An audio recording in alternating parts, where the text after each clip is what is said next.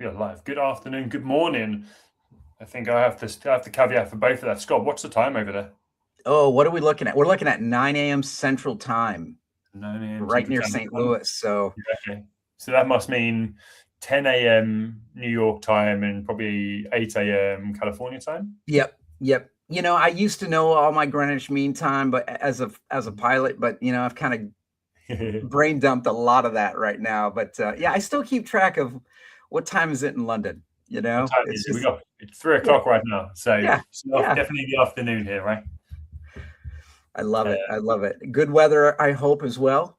yes, always good weather. Good weather. Good. Yourself? I mean, Yes, we're doing good. I think we're going to get your standard Midwest storms here coming later in the week, but the okay. weather's been nice. It hasn't been so dreadful hot, but you all have experienced that in Europe.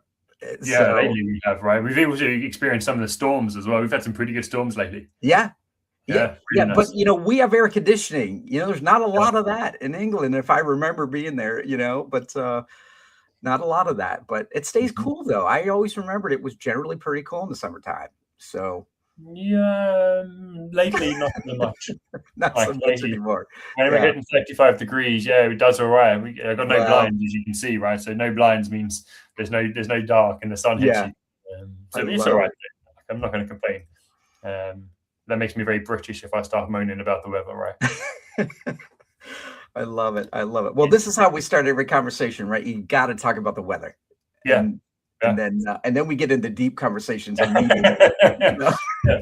You spend too much time with British people, for sure. I know that's the Oh, case. oh yeah, oh yeah. I've been in many a pub, and I know I'm starting to learn the rules. Yeah, So niceties first, right? exactly. Then we'll get into it. Yep. Scott, look, it's lovely to meet you, and everybody here. If you're here already and you're listening, thank you for joining. If you are here, this is a very open conversation. I want to, if you want to get involved and you want to ask questions, please don't be afraid to drop them into the comments, and we'll be able to see those there. Whilst I'm on that case, Scott, have you used StreamYard before? Oh yes, Yeah, so you should absolutely. be able to see the comments coming through as well, right? And Yep. so, yeah, if you do have questions for Scott throughout this, please ask him and get involved and say hi, all that kind of stuff, because it just helps me ask better questions. Because I'm a firm believer that you'll have the right questions for the problem you have, right? And so, if Yes. Scott can help you, and you want some advice or some knowledge or some awareness, and now is your opportunity to ask Scott. But yeah, look, I'm really excited. We met properly 5-6 weeks ago. Yeah. Wasn't that And it long was ago. obviously, yeah, not long ago, right? But a great conversation, hearing your kind of journey, your background, some of the challenges, some of the stuff you've done, some of the cool stuff, and all of those lessons you've learned. I'm really excited to get those on the table and share those. I believe sport for me is one of the highest, or one of the elite level environments. And I also think the military Mhm. the military can also be a very similar place.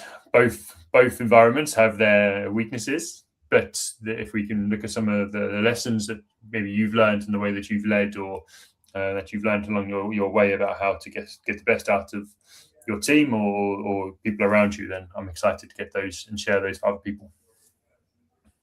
So before I get started, Scott, rather than like making these assumptions, I love you just to kind of share who you are, what you do, but also then talk about that journey as well, to why you're here, and what you've done in up till this kind of time.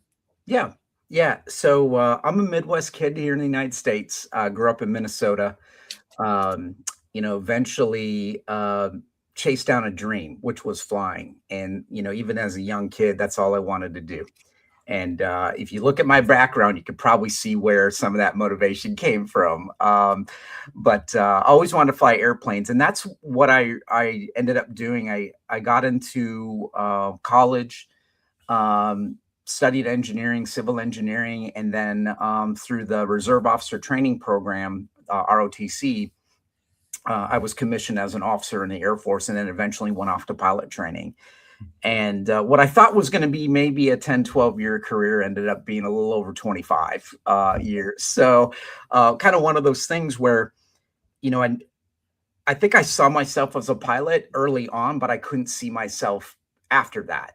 But Mm-hmm. after I spent time in the military and leading, and obviously growing and learning more about leadership and having amazing people and experiences where I can get educated and get more experience, I kept getting promoted, and obviously with promotions come more responsibility, so other leadership roles, and like I said, next thing you know, it was 25 years, and here I am leading an Air Force base, and going, wow, how did I get here?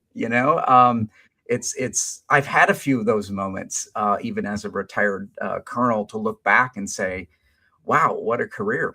And but I wasn't done yet. I retired about 6 years ago in 2022, and I didn't want to just sit here and soak up a retirement. I had a lot more time to give, and so I decided to continue giving back to others. And I started a company called Elevating Others, developed a brand called Command with Courage, with a great team, and through that, done a lot. I've done a lot of leadership coaching, leadership consulting, and a lot of workshops. A lot of training and things like that, either as an independent contractor or both on my own.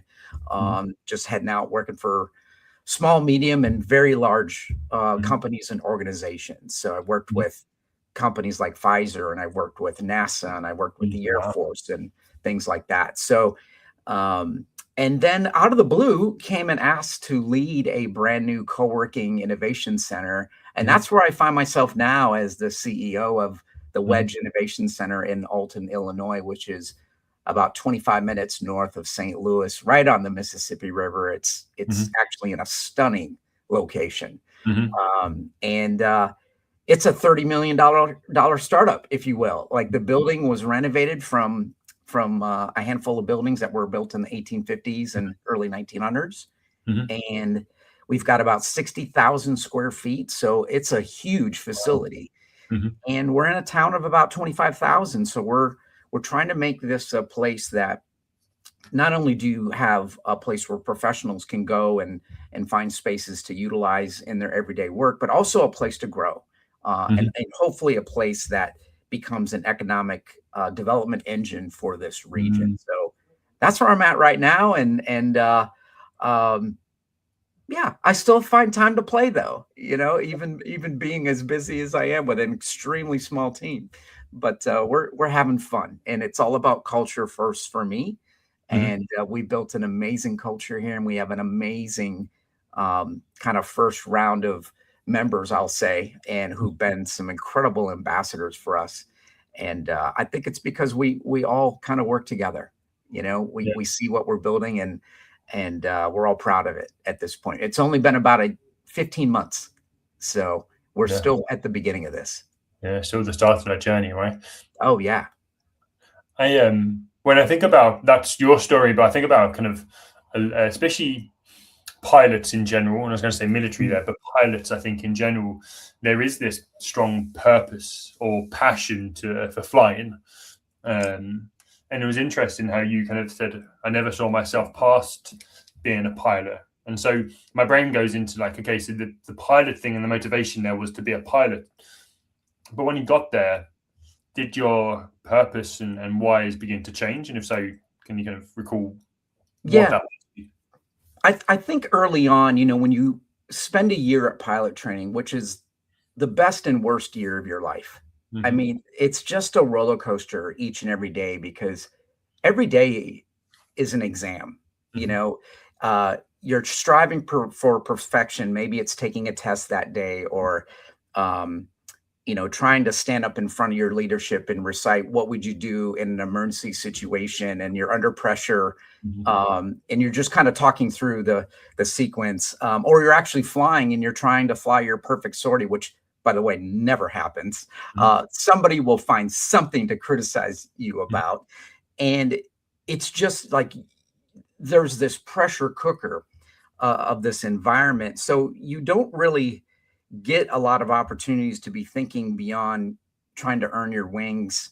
But then once you get them, there is a huge exhale, but you do realize that year is just the beginning of the pilot journey, the aviator's journey, because now you got to go off for 3, 4, 5 months of training in the aircraft you're assigned to. And in my case, it was KC-135s, air refueling. So we air refuel other aircraft of every branch, every ally out there, and spent about 5 months in Oklahoma learning how to fly that. Then you get through that and you get to your unit. And I moved up to Washington State, and you get a little bit of an exhale, but no, you're not done yet. Now you got to get mission ready, Okay. so it takes 3, 4, 5 months to get combat ready. Because now you're with your unit and they're teaching you how to fly that airplane in combat, through a vast array of training programs and environments. And then you're like, okay, I'm finally a pilot. You get the leather jacket. You're now cool. No. Now you deploy, and so now you got to get ready for deployment. And, it just keeps going and going. And so the environment kind of restrains I won't say it restrains your thought 100% from thinking about the future, but you are so focused on the next thing and the next thing and the next thing. You don't really have a lot of opportunities to think beyond that. And when you're a young lieutenant, a lot of us are probably not married, don't have kids, so you don't have any of that. There are some, but I didn't get married till I was a captain, and then about a year and a half, a little young man entered my life, my son, Josh, and so then you start thinking about these other things. But at the end of the day, regardless of whatever your skill set is as an officer in the military, officers' primary duty is to lead. You're an officer first, being a pilot is second. So when the time comes to get chosen, to get tapped on the shoulder to say, I need you to lead these 3 people, or I need you to lead this organization of 10 to do whatever it is that organization is designed to do, it's time to go to, I think, the real work, which is much harder to me than flying an airplane. I went into pilot training with 0 flying experience. So I'm a perfect example. You could teach an idiot how to fly because I didn't know anything about it, right? And usually, I don't know what it is today, but back then there'd be about 30 of us per class. It was pretty normal to lose a 30-year class. Some would wash out, meaning, maybe they didn't pass enough tests or they didn't fly, well enough to move through the program. Some just said, hey, this isn't for me. I thought it was, and they decided to back out. Some had some physiological issues, maybe they were getting airsick or, something happens medically and they're no longer able to fly. So there's a variety of reasons why you lose a 3rd-year class, but now you're down to 20 and it gets pretty serious, in that year. But I still look back, what was harder, leading people or flying airplanes? It was leading people. That was the hardest thing to do, but by far the most rewarding thing to do in the military. And even now in my new role, it still is. Yeah. I will come back to leading. You said something about the relentless journey of becoming a pilot and then being a pilot, right? You said you do 5 months and then 5 months. And I feel like a lot of people in the workplace feel like that can also be the workplace, right? The work, very much working on projects. People don't really get time to think about where they're going, what they're trying to achieve, and just moving from journey to journey. I want to throw in that kind of, what does success look like? What do you think success looks like along that journey for people? And what do you think people should, for you, what was that success metric and how you kind of manage and become successful in those areas? Yeah. I think early on in pilot training, I made a mistake that many of us make, which is we get so focused at, in a year, I'll have my pilot wings. And that's all you focus on is getting my pilot wings. You sometimes forget to just take care of business tomorrow instead of, 9, 10, 11 months down the road. What success started to look like when I reshifted focus a little bit, because I knew I was struggling a little bit about, 3 months into it, we got into our instrument phase. And what this entails is being able to fly instrument approaches, flying in the weather. It's much more intensive as far as the procedures you need to know and understand, and how to fly these procedures correctly. It's easy to fly when it's sunny and a few clouds outside, you can see everything. It's much harder when you can't. And you got to understand these procedures, and we practice these. And I got so focused on, I'm not going to graduate. I'm not going to graduate. And I had a couple sorties where I didn't do well. I had to redo one, and then I had to redo another one. And I was like, I'm going to fail out of this course, and I kept thinking about the wings. And I can remember my instructor, he's like, hey, let's just worry about this afternoon. Let's just go up and have a good sortie today. This stuff. Just apply your learning. I know you got this. It did take a little bit of coaching from him, a little bit of mentoring from him, but the mindset shift was, well, let's just focus on today. Like, I'm at work right now. I'm really not looking too hard beyond this week, because there's a lot of really important things I got to get done this week. And then we'll kind of briefly look at the next week. But I'm also just getting back from a great event I had with an incredible community, the Outlier Project, which I know you're familiar with, up in Chicago.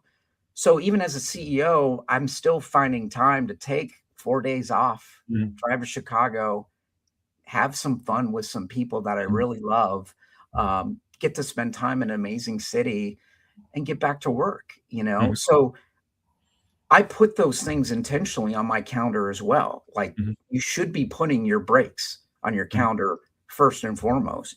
You still have to have those things as a human being. Otherwise, I think you get to a point where you despise your work. And now you're not going to be focused on anything. So. Yeah, for sure.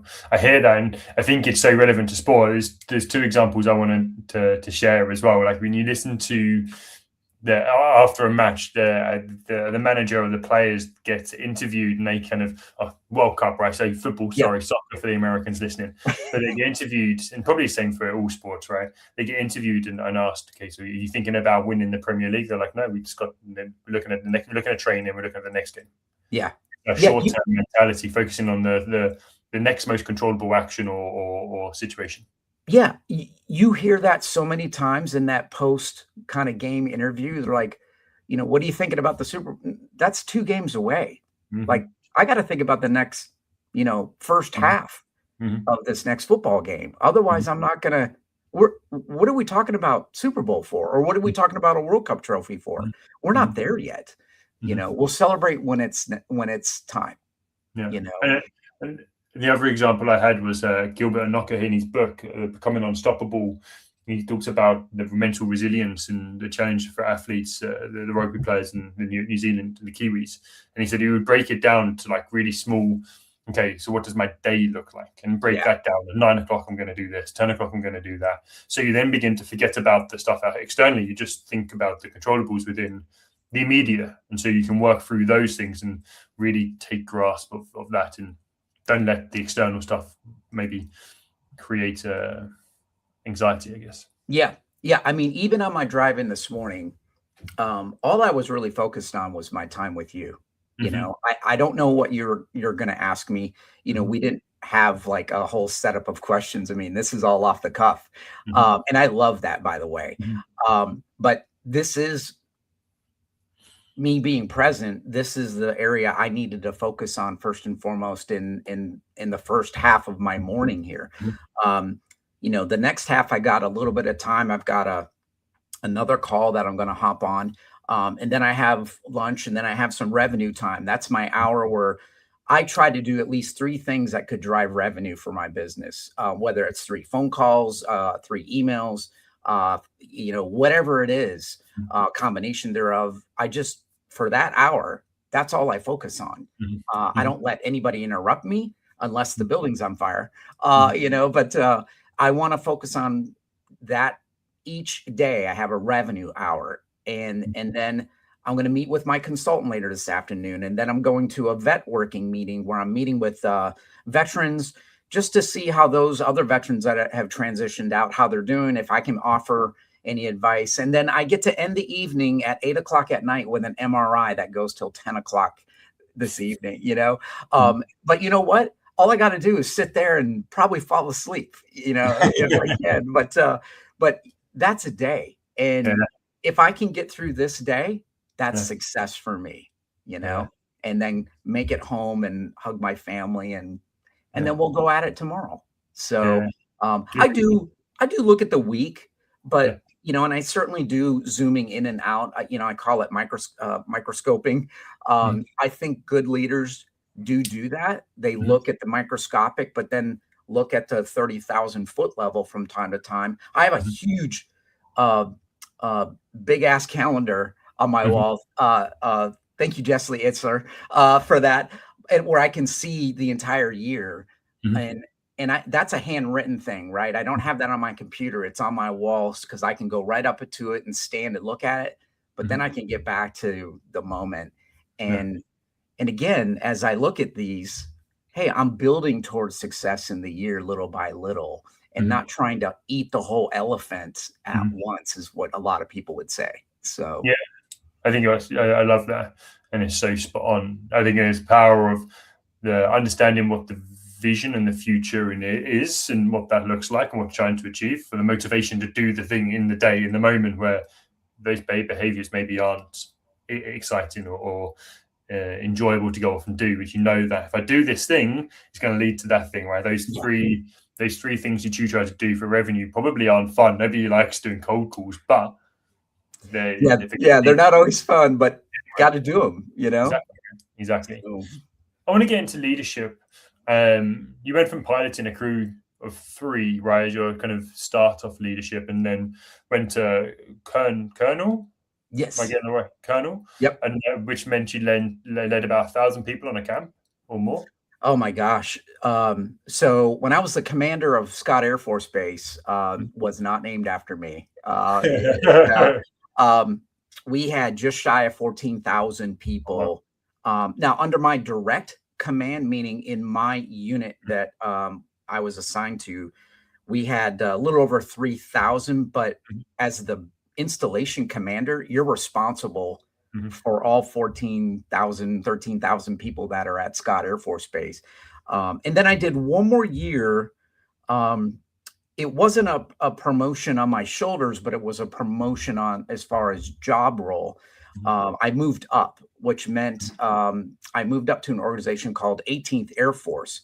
mhm, 18th Air Force has 12 flying wings underneath it. So I was the number two. I was the deputy or vice wing the commander, and then we had a two-star who was the commander of that. mhm. We care and fed for 36,000 men and women, and all the flying resources that Air Mobility Command brings. So if it's a cargo, if it's offloading gas, if it's moving patients, if it's moving what we call executive airlift, some of our highest ranking individuals, like we owned it. Mhm. And about every couple minutes there's an air mobility aircraft taking off somewhere, probably a little bit more often, because we are under combat operations, even to this day still. Mhm. So there's a lot of activity that I don't think your average American realizes. They think fighter jets and all that, but it's Air Mobility Command that's moving all the logistics and the Mhm. supplies and making sure we got everything that we need in a combat operation. So Yeah, you forget about that, right? yeah, When you look at that, what was like?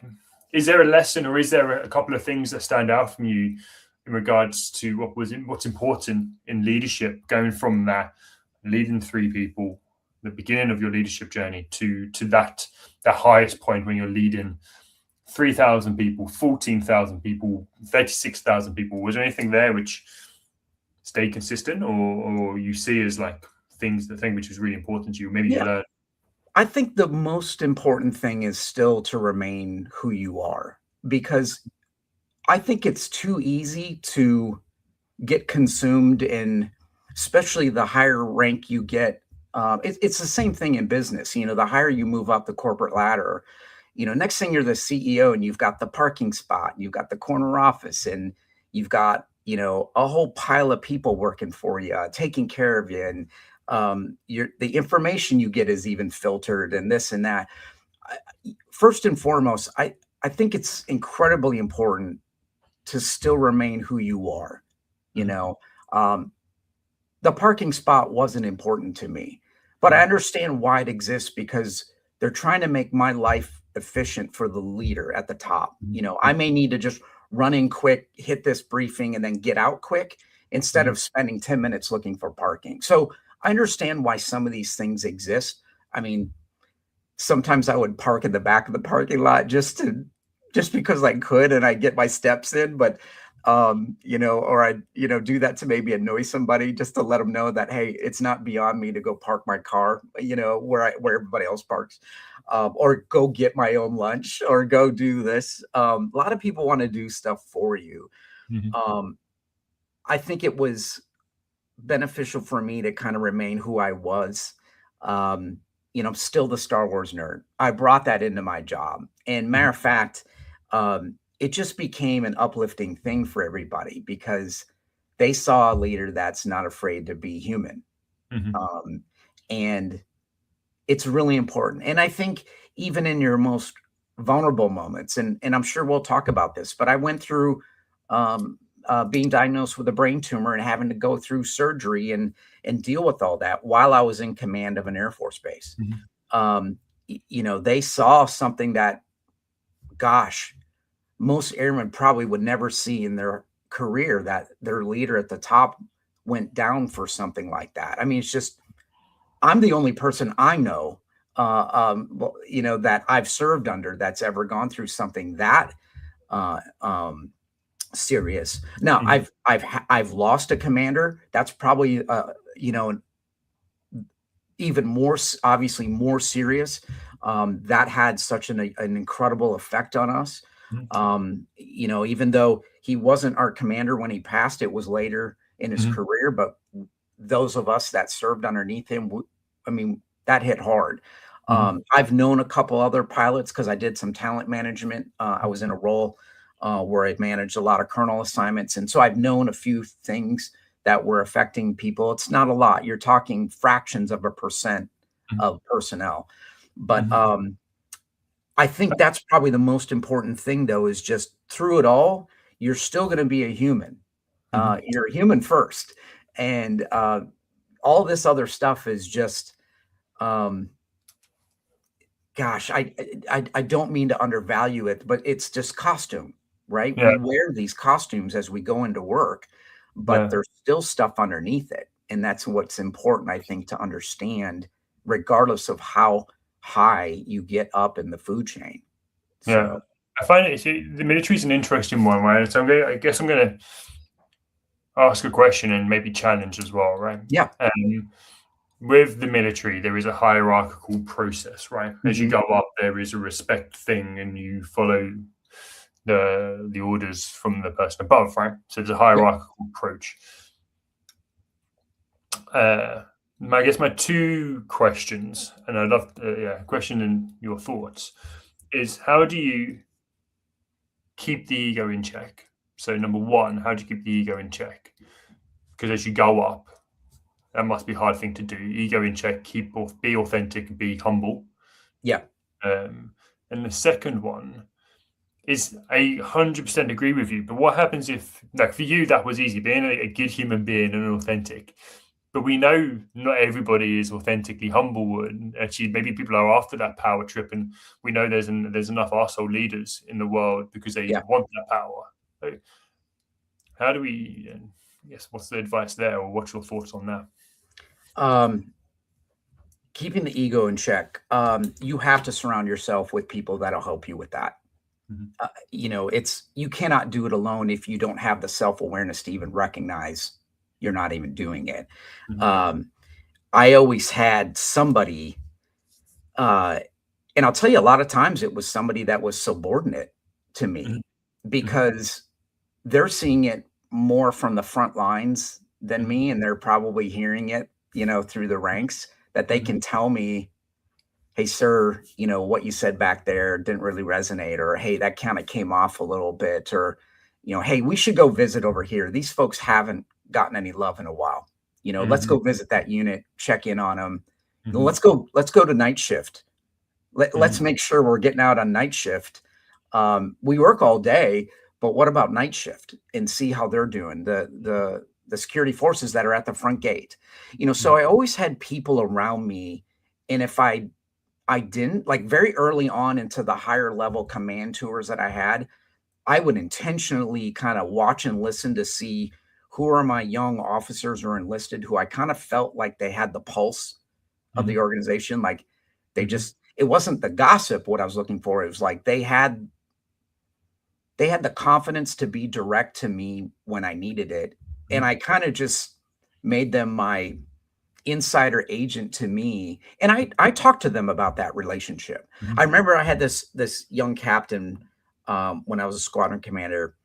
And I straight up told him, I said, look, I really need your opinion. It may not always be right, and I'll let you know, but I value what you see and hear. And so please let me know what you're seeing and hearing. I still may go that direction.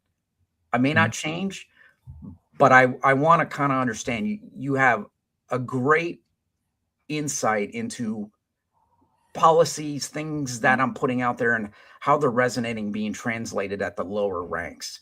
And so he kind of became my insider. He was also my executive officer, but he just happened to play that covert role for me as well. So there's our overt jobs that we all have, but every once in a while I look around at my team. I'm like, what kind of covert role could they play to enhance the organization or me? How could they help me? It did help later in my career as a colonel.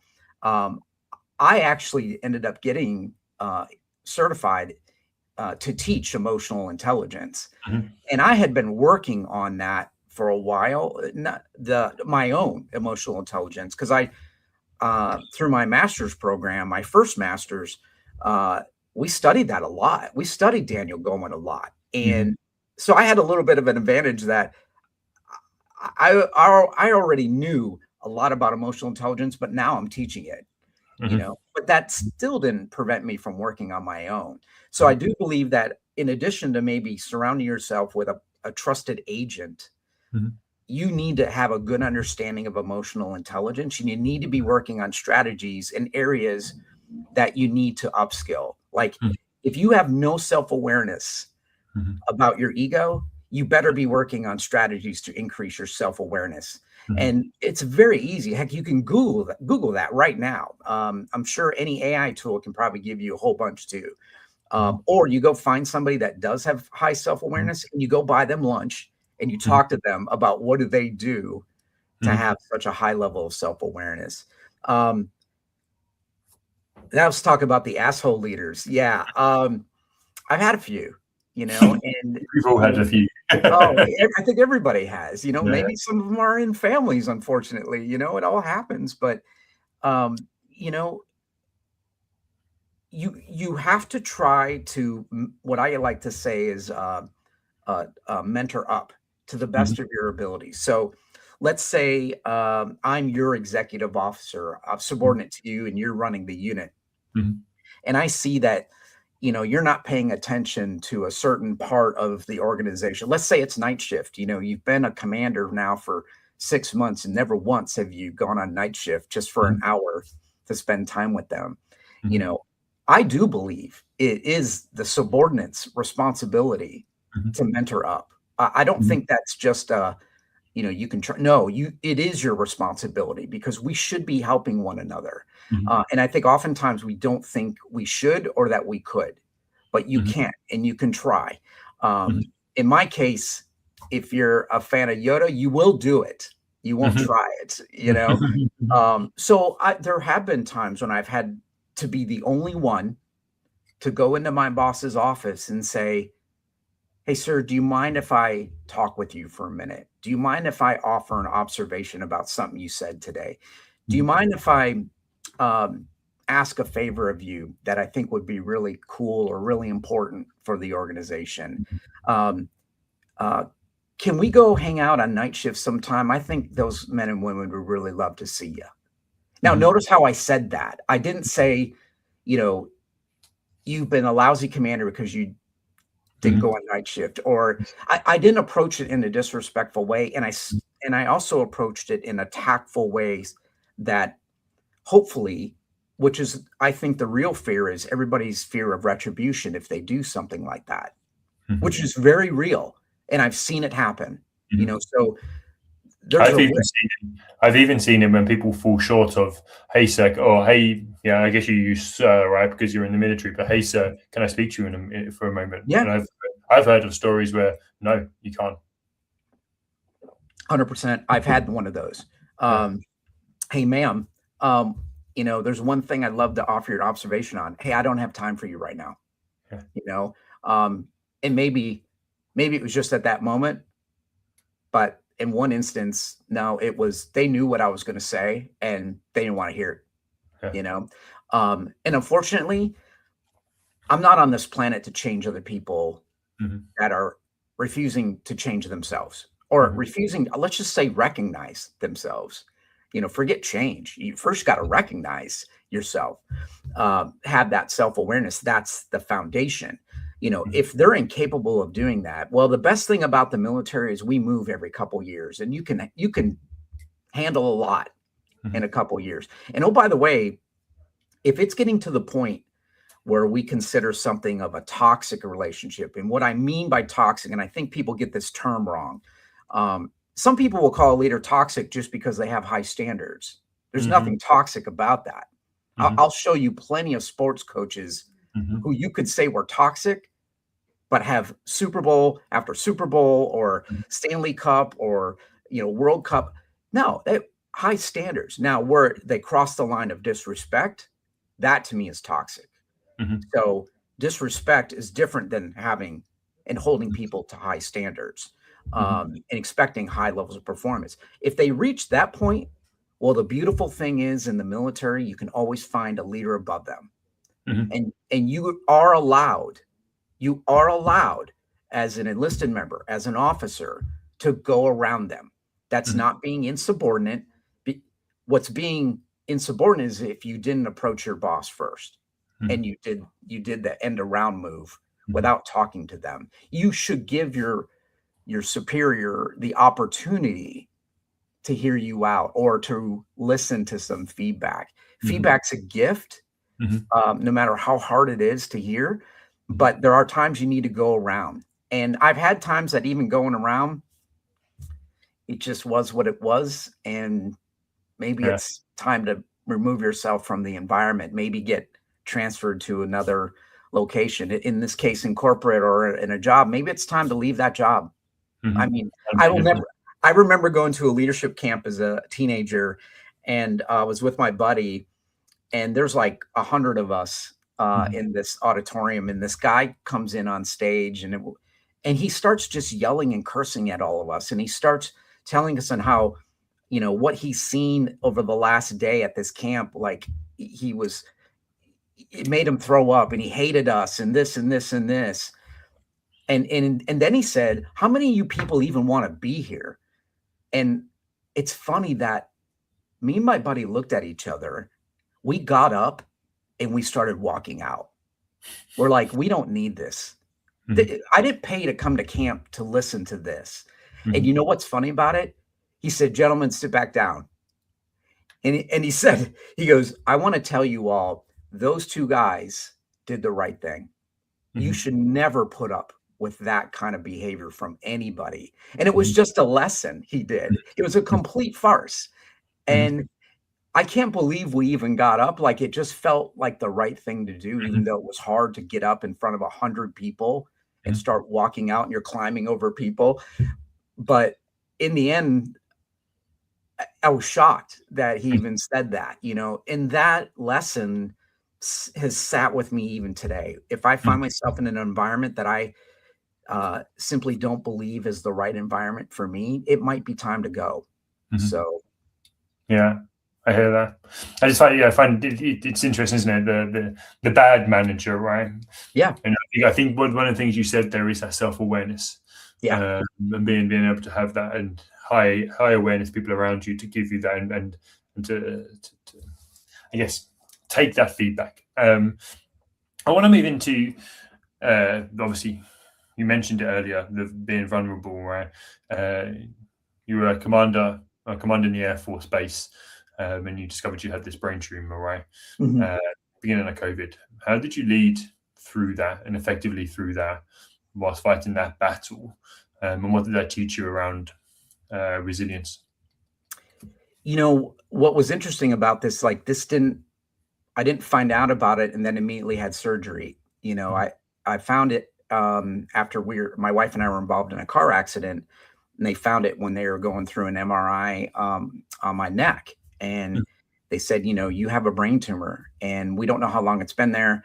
But it wasn't affecting me because I actually flew that week.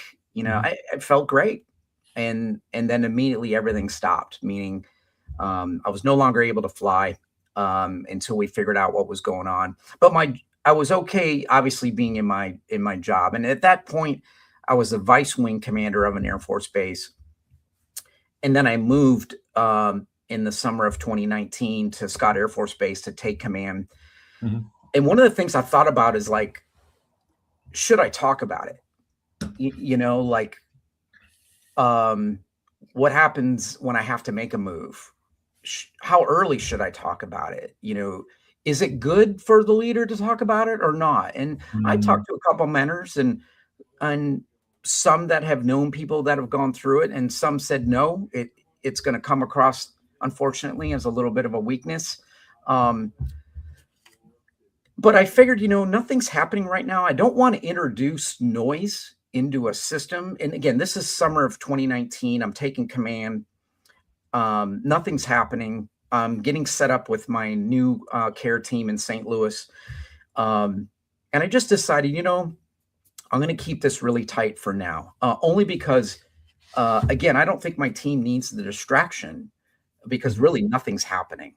And I don't want them focused on me. I want them focused on not only themselves, but the men and women that my leaders lead. And then on the enlisted side, the things that they're doing each and every day to keep the base running, you know, mhm, which is the largest population of the subordinates I have is the enlisted side. They far outnumber mhm, the officer side. And you can't do anything without them, that professional enlisted corps. Love them all. And I said, you know what? We'll just keep this to a small group, maybe 8 to 10, which included my two superior bosses, and then a small group because I was going off to some appointments, but it wasn't so much that it was like affecting my job. You know, mhm, I'd have, you know, a couple MRIs throughout those 3 months and you know, some x-rays to look at some things and specialist visits. But a lot of times I was able to do those, you know, either early morning or late afternoon. So it didn't really affect my schedule too much. Um, the only thing where I almost got outed, and I wasn't trying to hide it, but again, I couldn't fly. And everybody's wondering, like, why is the commander not flying? He's a pilot, you know, and mhm, if had I not had this, I'd be flying, mhm, actively flying. mhm, So, um, you know, just kind of had to navigate that a little bit mhm, quietly. And it was fine. But in January of 2020 is when things started to affect me. Like my face started going numb and I had a tiny little limp. mhm, But it was noticeable to me and to one of my officers. And so I called my neurosurgeon and he said, "Hey, we're at that point. We need to do something." So mhm, that's when I elected to go through surgery. So I it was that week the week before the surgery that I really started telling a lot of people. mhm, Um, the my group commanders, which are also other colonels, they're just subordinate in the organization to the wing commander, um, and their chiefs. I brought them in. You know, we we had a teary-eyed discussion. mhm, Um, I think next up was the squadron commanders mhm, and their senior enlisted. I didn't do like a mass email or anything like that. I left it to those groups because they really are the leadership mhm, of the organization. And you know, I just said, "Hey, you, I knew they'd be asking like, "Hey, what can we do for you?" I mean, it's just everybody does that in a time of somebody else's need, right? You mhm, know, they're wondering what you can do for somebody. There's really nothing you can do. I mhm, said, "Look, I know you're going to ask me this, but I'll take all the I'm trying to remember how I said. I think I said I'll take all the love and prayers you can send me, you mhm, know, but here's what I need. I need you to take care of your people, Mhm. because I'm going to get replaced, which is what happens in the military. When someone goes down, you have the next in line come up. Mhm. And that was my vice wing commander, Mhm. who just an amazing human being. Mhm. Um, he would fly up, basically. We would sign the legal orders for him to take command of the base 3 days prior to my surgery. And Mhm. then I left and I prepared for my surgery. Mhm. So the organization's still going to go on without me, Mhm. right? But I know they're here with me, you Mhm. know. Mhm. So yeah, I went through that surgery. It was about 10 hours, just shy of 10 hours. And then coming out, I couldn't walk or really talk very well. And I still have a lot of numbness. I'm in a pretty good amount of pain today. I still have pain, nerve pain. Um, a lot of that was from post radiation as well. And I manage that each and every day, even 6 years later. Mhm. But they didn't know how long it would be before I could walk again. I mean, it Mhm. could be 8 months, could be a year, could, who knew? My eyesight was all messed up. I'm Mhm. deaf in this ear. Mhm. The surgery got most of the brain tumor, but it didn't get all of it. Mhm. It was a very aggressive growing, non-cancerous, thank goodness, Mhm. but just as deadly. Mhm. And so that's why I ended up going through radiation later. But I did a lot of my therapy, pretty hardcore those first 3 months, and Mhm. I was actually able to get back, um, passed my fitness test. I was running just shy of a 9-minute mile. Wow. I mean, in a matter of 3 months, Wow. and I wasn't running an exact straight line on the track, but good enough that I could pass and do my push-ups and sit-ups and all that.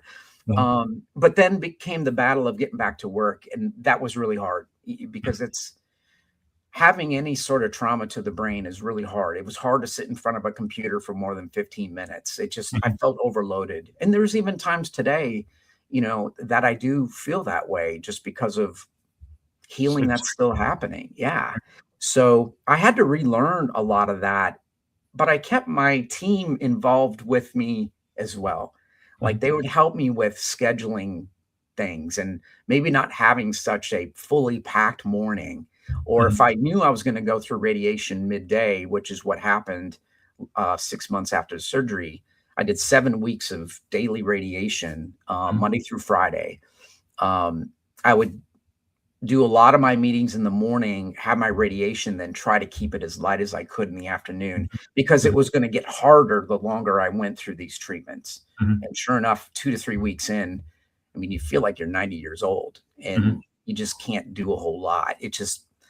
But I was trying to get out for a walk and run if I could and try to you know, keep my energy levels up. And when I didn't have it, I went home. And luckily, um, this is probably the only positive thing I can say about COVID is COVID slowed my life down a lot. It Mhm. slowed a lot of people's lives down. But for somebody who was going through healing, it enabled me the opportunity to maybe have a little bit of extra time here and there. And we weren't doing as many engagements Mhm. as we used to and things like that. But my team did a great thing for me during my healing, though. They took away all of my work electronics, laptop, cell phones, all that. So when I got back, there was, gosh, I forget. It was over 10,000 emails, unread Mhm. emails, Mhm.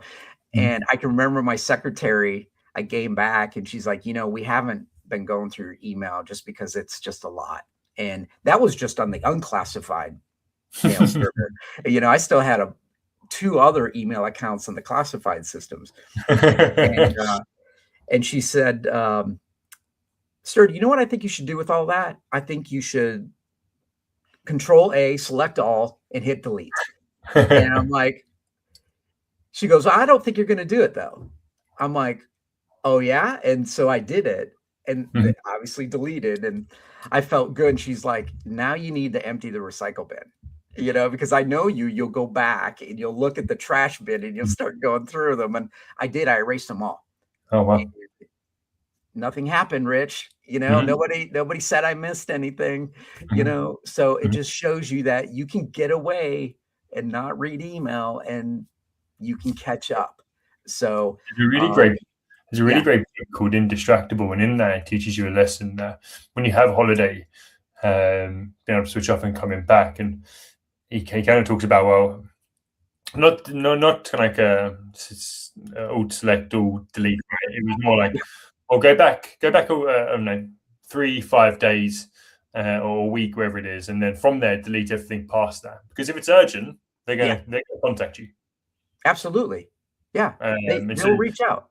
yeah, and like if it's nothing's life or nothing for well, maybe even where you were might be life or death, but for the most part, it's not. And so Yeah, if it's urgent, they'll contact you, and then they'll be in contact pretty soon. But up until that point, like yeah, yeah, there's a pretty good reason why you haven't answered. You've been away or things happened, right? So yeah.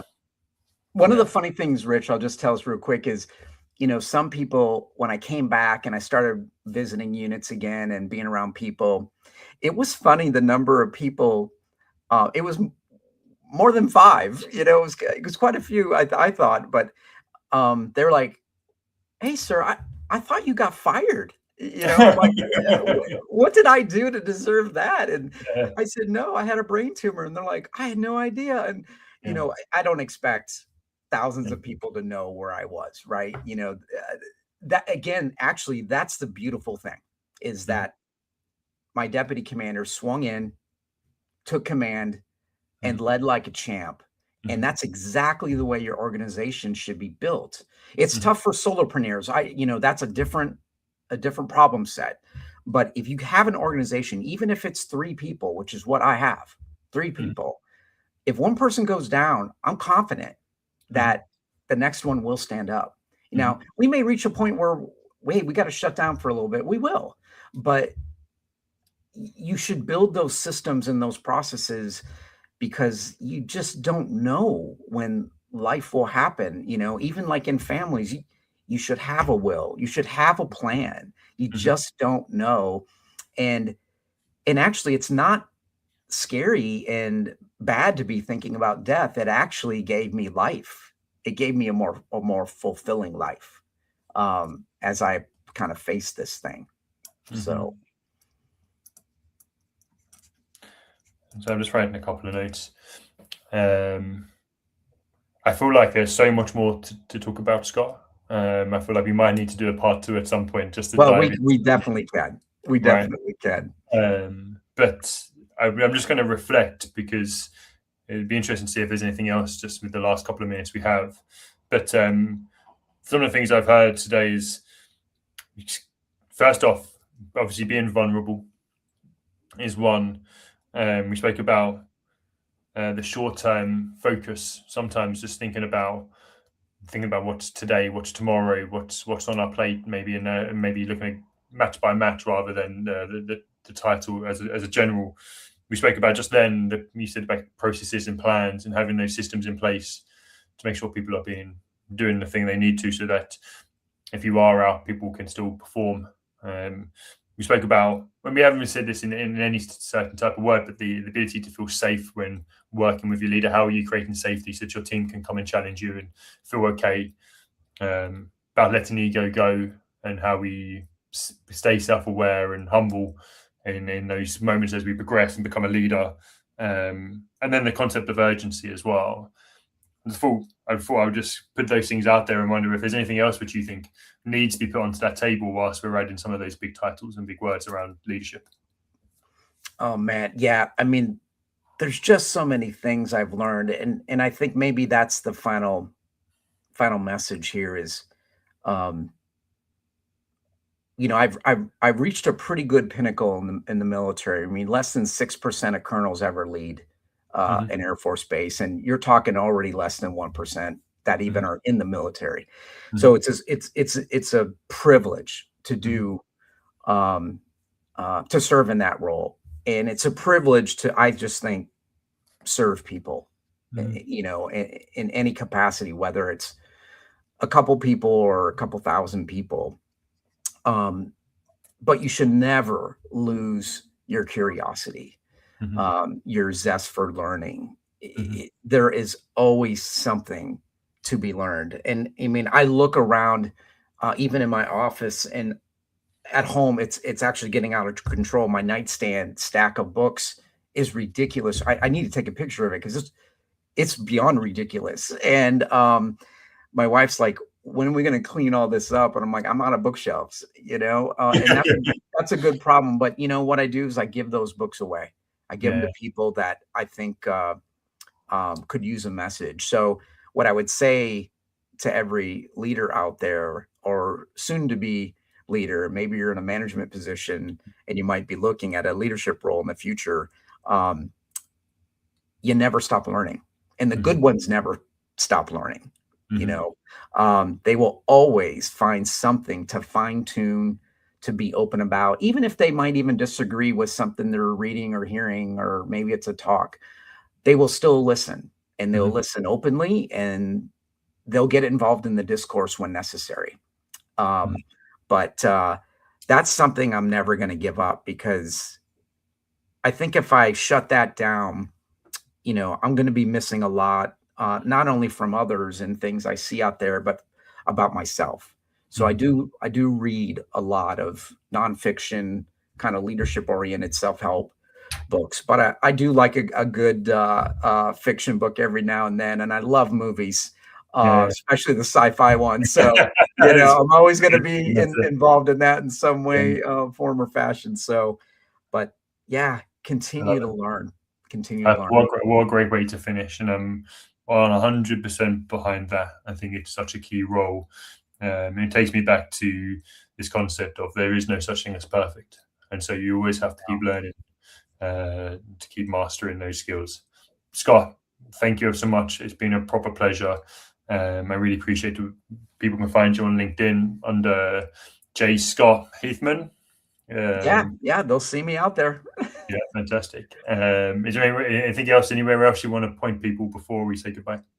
Oh, I just want to, I want to thank you, Rich, especially. This has been fun. I love just kind of sitting down in a virtual park bench and just kind of talking about this. But I do want to thank certainly all those leaders out there that have poured into me, but the 1,000 more subordinates that poured into me, that's the ones that were the most important to me.